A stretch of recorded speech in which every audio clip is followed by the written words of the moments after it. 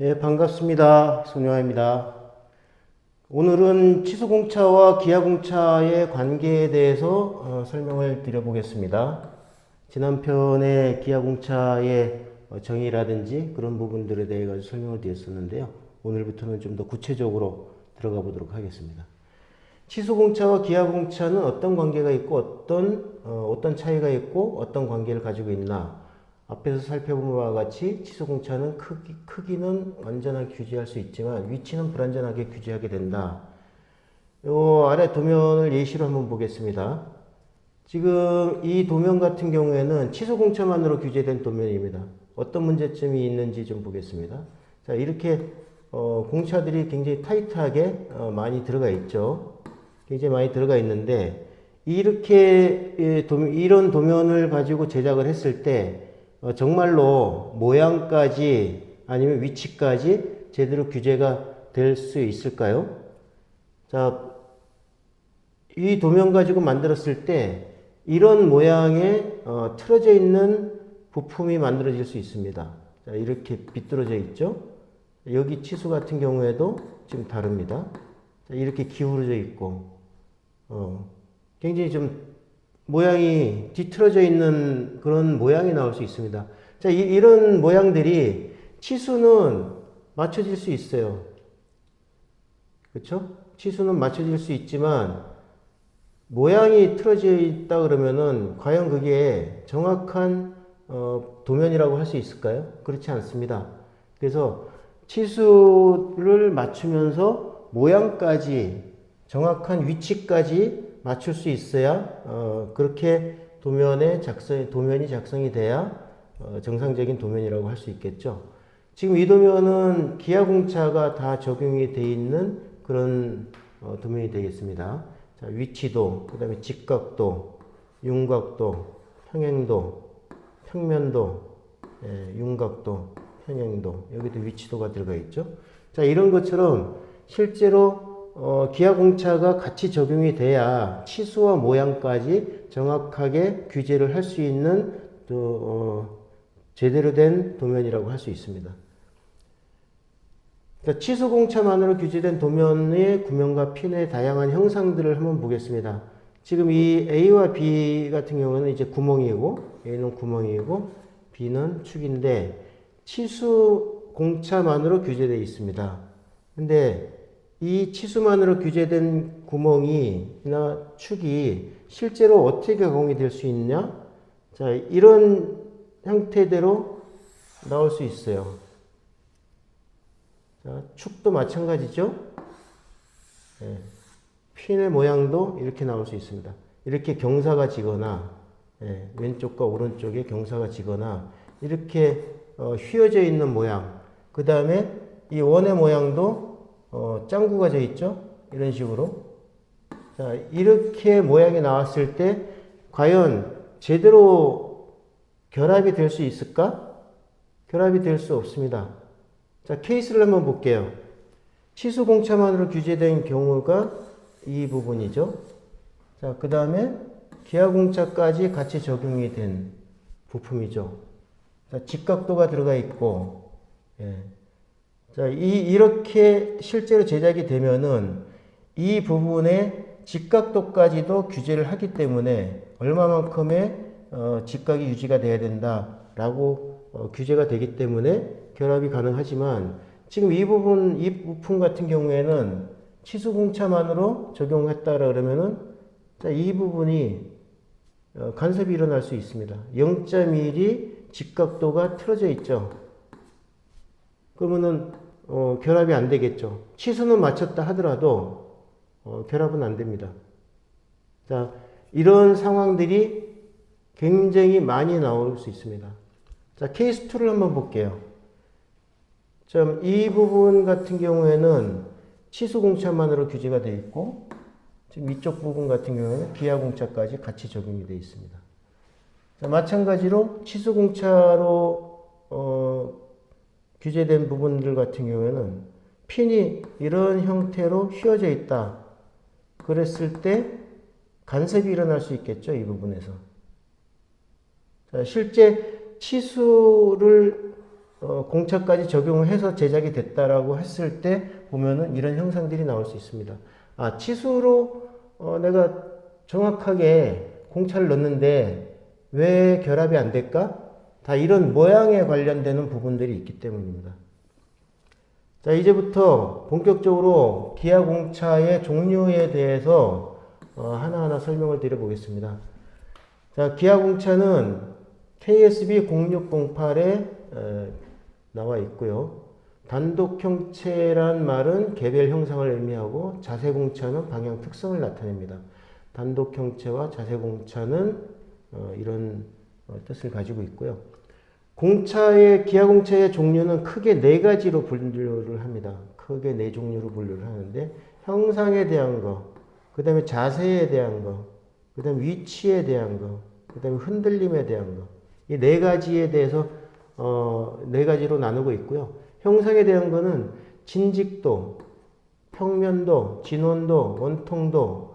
자, 여기까지는 단독 형체입니다. 단독 형체라는 말은 그 형체가 하나에 적용이 된다는 말입니다. 자, 그 다음에 이 형상공차 중에서도 선의 윤곽도와 면의 윤곽도. 이거는 단독 형체일 수도 있고 관련 형체일 수도 있습니다. 관련 형체라는 말은 어떤 형체가 기준이 있고 그 기준에 의해서 기하공차가 적용이 된다라는 말입니다. 단독 형체는 기준이 없어요. 기준이 없다. 네. 그걸 가지고 이해를 하시면 됩니다. 그래서 자세공차에 보면은 평행도, 직각도, 경사도, 그 다음에 위치공차에는 위치도, 동심도, 대칭도, 그 다음에 흔들림에는 원주 흔들림과 원 흔들림. 그래서 하나, 둘, 셋, 넷, 다섯, 여섯, 일곱, 여덟, 아홉, 열, 열하나, 열둘, 열세, 14개, 14종의 기하공차가 존재합니다. 여기서 여러분들이 이해를 해야 되는 부분이 형상에 대한 것이냐, 자세에 대한 것이냐, 위치에 대한 것이냐, 흔들림에 대한 것이냐, 이 네 가지를 1, 2, 3, 4번 이 네 가지에 대한 것을 명확하게 이해를 하시고 그 안에 어떤 분류들이 나눠져 있는지를 이해를 해야 됩니다.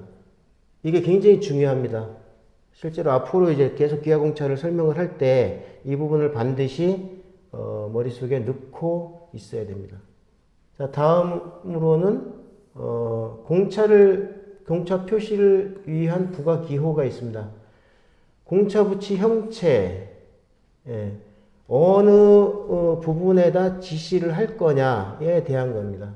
직접 표시하는 경우, 이 면에 대해서 직접 표시하고, 문자 기호에 의해서 표시하는 경우, 자, 이게 A라는 어떤 표시를 하는 겁니다.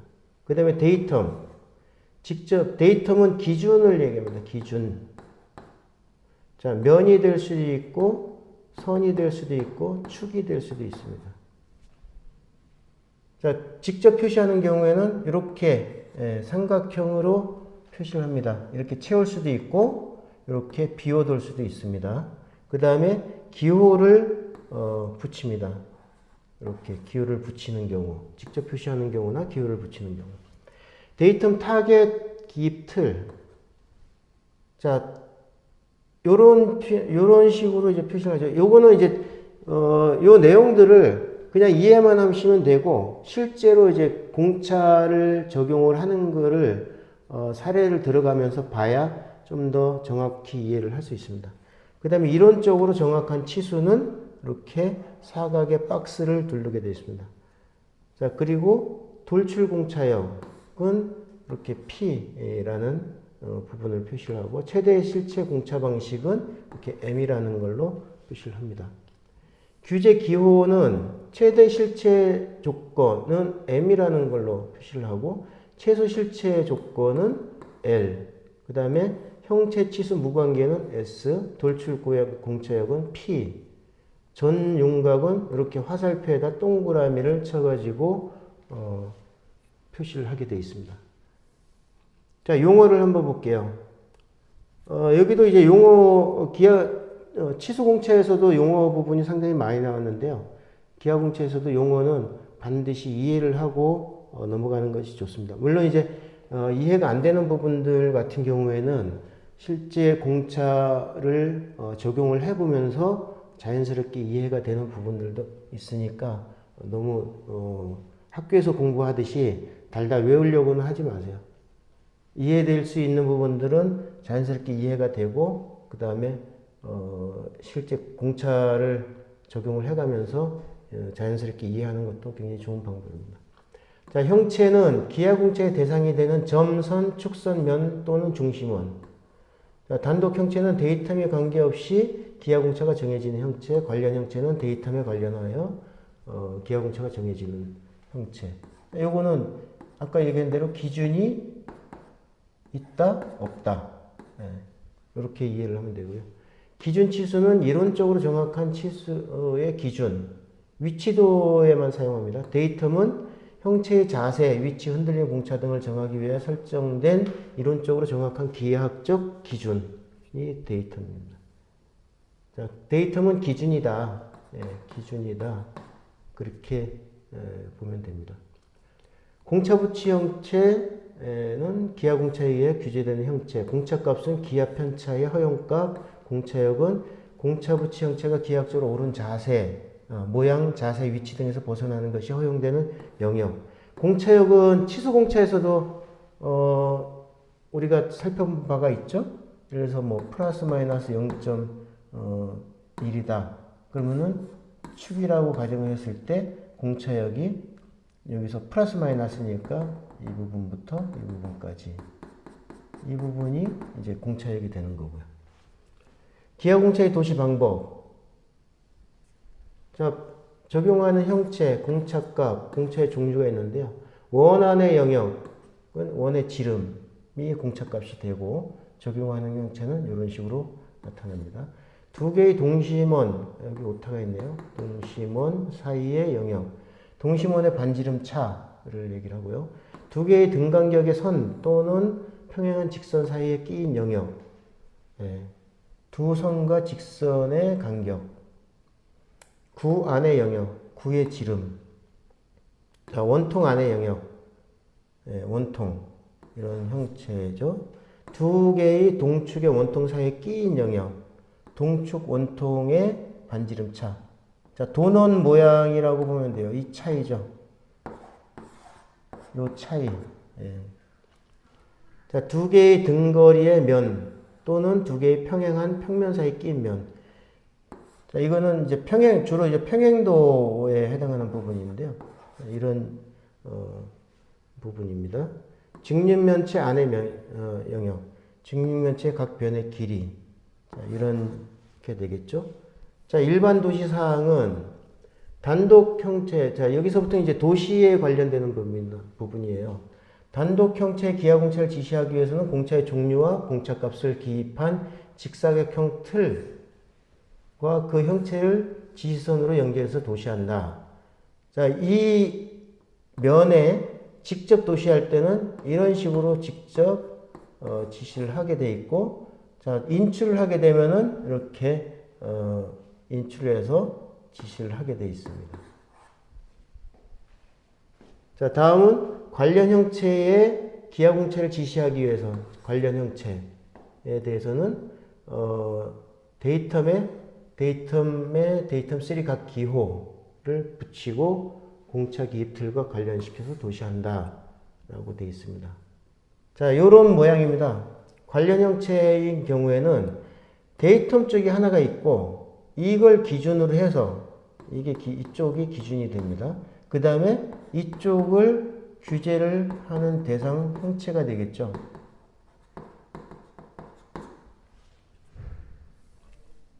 공차 기입틀 표시사항은 기하공차의 기호, 기하공차의 각, 기준 직선의 부호. 자, 이런 식으로 됩니다. 규제하는 형체가 단독 형체인 경우에는 사각틀 안에 기하공차의 종류를 넣고 오른쪽에는 공차값을 넣습니다. 직선 또는 기준 평면을 지시한 예. 자, 이 기하공차의 기호가 들어가 있고요. 공차값이 들어가 있고, 자, 데이텀 기준면이 어느 면이냐? 자, 이것은 A면에 대하여 평행도가 0.1 이내에 한다는 것을 나타내는 것이죠. 진직도 허용 범위가 원통인 예. 자, 우리가 진직도인 경우에는 원통이 이렇게 있어요. 자, 이 원통의 축심이 진직도가 있어야 된다라고 했을 때는 파이를 넣습니다. 파이. 예. 그죠? 지름이라는 것을 표시합니다. 단독 형체가 지시한 기하공차는 자, 이런 형태대로 나타납니다. 자, A와 같이 할 수도 있고, 요거는 사각형이겠죠? 사각형인 경우고, 요거는 원통인 경우고, 중심선이 들어가 있으니까 원통이겠죠? 자, 요건 진원도, 면의 윤곽도, 이렇게 되고, 요거는 이제 위에 거는 전부 다 단독 형체가 되고, 요거는, F도 단독 형체네요. 요것도 단독. 요거는 관련 형체가 되겠죠. 관련 형체. 아닙니다. 예. 제가 틀렸습니다. 이 부분은 전부 다 단독 형체가 됩니다. 뒤에 이 데이터 표시가 없으면은 전부 다 단독 형체입니다. 치수선과 치수보조선에 지시한 기하공차는 이렇게 이제 인출을 했죠. 치수보조선. 그리고 지금 이거는 직접 표시한 예고요. 공차역을 지시한 기하공차. 공차역은 여기죠. 이게 공차역이죠. S는 9를 얘기를 합니다. 9. 네. 그 다음에 치수 연장선을 나타낸 기하공차. 자, 이 부분이 치수가 이렇게 치수선이 들어가 있죠. 네, 치수선에 그대로 연장을 해가지고 표시를 하는 겁니다. 여기 좀 삐뚤어져 있는데 여기 일치가 되는 걸로 보시면 됩니다. 테두리 아래에 지시한 기하공차. 자, 요 부분은 지금 이 원통이 이제 앞에서 보면은 이런 형체가 돼 있을 거예요. 그죠? 이거를 이제 평면도상에서 이렇게 테두리에다가 직접 표시를 하는 경우죠. 이 부분도 이 테두리에다가 이제 직접 표시를 한다는 얘기고요. 지시선과 치수보조선에 나타낸 기하공차. 요게 이제 A, 그 다음에 각도에 대한 거, 그 다음에 이 면에다가 이렇게 나타내는 부분이 있는데, 요것을 이렇게 치수보조선으로 뽑아가지고 하는 거죠. 축선에 지시한 기하공차. 이 축선에다가 직접 이제 지시를 하는 경우가 됩니다. 자, 이게 축선에다가 지시를 하는 경우와 형체에다 지시를 하는 경우가 이게 다릅니다. 공차역을 계산할 때 실제로 다르게 해석을 할 수 있습니다. 그래서 이 부분은 지금 예를 들어서 지금 이 부분이 여기 축선에다가 했는데 이렇게 해서 표시를 하는 거와 0.02 이렇게 표시를 하는 거, 그 다음에 이 앞에다 파일을 넣고 안 넣고 하는 것들이 실제 공차역 계산할 때는 다르게 되어 있습니다. 자, 그 다음에 복합적으로 규제된 기하공차는, 자, 요게 이제 흔들림도 있고, 원통도도 있죠. 평행도도 있고, 평면도도 있고, 위치도도 있고, 직각도도 있고, 이렇게 복합적으로 규제를 할 수도 있습니다. 자, 요구사항을 지시한 기하공차도 있습니다. 자, 평면도 0.0, 0.3으로 규제를 했는데 중앙이 높지 않을 것이라고 표시를 할 수도 있고, 이 부분에다 이렇게 인출을 해가지고 지선 형태로 해서 중앙이 높지 않을 것, 이렇게 표시를 할 수도 있습니다. 자, 이 얘기는 우리가 평면도가 됐는데 이 면에 대해 가지고 예를 들어서 평면도를 규제한다 그랬을 때 모양이 이렇게 나오면 안 된다는 거죠. 예, 이렇게 나오면은 안 된다. 이렇게는 허용을 한다 라는 겁니다. 그죠? 이렇게는 허용을 하고 이 위쪽은 허용을 안 한다. 실제로 현장에서 이런 부분들 많이 쓸 수 있습니다. 예, 지시선을 많이 사용을 실제 형체를 설계를 할 때 이런 부분들이 필요한 경우는 반드시 지시사항을 같이 기입을 해주는 게 좋습니다. 자, 그 다음에 단위 길이에 지시한 기하공차. 자, 이렇게 단위 길이 100mm당 평면도를 100분의 5. 자, 파이 0.01 진직도, 그 다음에 평행도 100분의 5라고 해서 단위 길이를 설정을 해 줄 수 있습니다.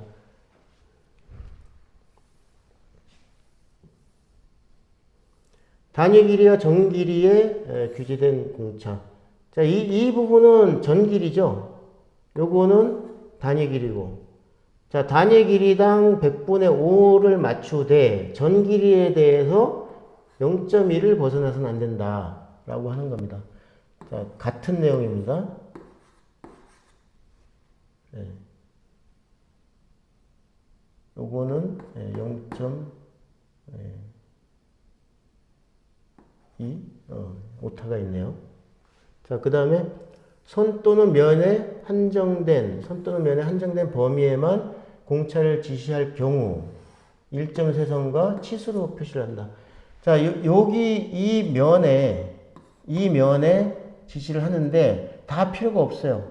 접촉하고 내가 필요한 부분이 요만큼의 영역이다라고 했을 때 이렇게 치수를 기입을 하고 그 면에다가 일점세선을 긋고 그 다음에 표시를 합니다. 그러면은 다른 쪽은 괜찮은데 그 정해진 면에 대해서만 이 영역에 대해서만 평행도가 이루어져야 된다. 어느 면을 기준으로? 이 면을 기준으로. 자, 여기까지 일단 설명을 드리고요.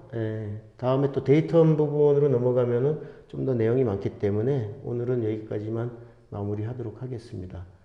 좀 빠르게 지나갔는데요. 이해가 안 되는 부분들이 있으면 영상을 다시 돌려보면서 보시면 좋을 것 같습니다. 자, 오늘은 이만 마치겠습니다. 다음 시간에 또 뵙겠습니다. 감사합니다.